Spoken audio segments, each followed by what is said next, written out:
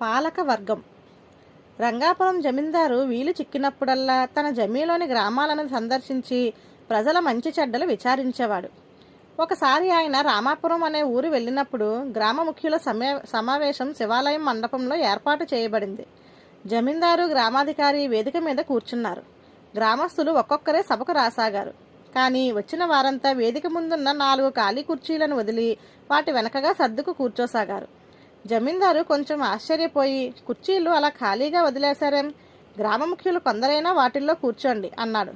జమీందారు ఇలా అనగానే జనం మధ్యలోంచి ఒకడు లేచి, వస్తాదు వీరయ్య, కల్లుపాక పాపయ్య, రంగసాని తమ్ముడు బంగారాజు, వడ్డీ వ్యాపారి వరహాల శెట్టి ఈ పాటికి సభకు బయలుదేరే ఉంటారు.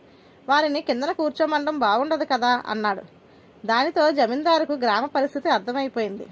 ఆయన గ్రామాధికారి కేసి కొరకొరా చూసి, గ్రామ పాలక వర్గంగా నీకు సహాయపడుతున్న వాళ్ళు ఇలాంటి వాళ్ళన్నమాట. నిన్ను గ్రామాధికారి పదవి నుంచి తొలగిస్తున్నాను. నిన్ను సభలో ఉన్న సంగతి ధైర్యంగా చెప్పిన ఆసామి ఇక నుంచి గ్రామాధికారి అన్నాడు. సభలో ఉన్న వారంతా సంతోషంగా చప్పట్లు చరిచారు. ధన్యవాదాలు.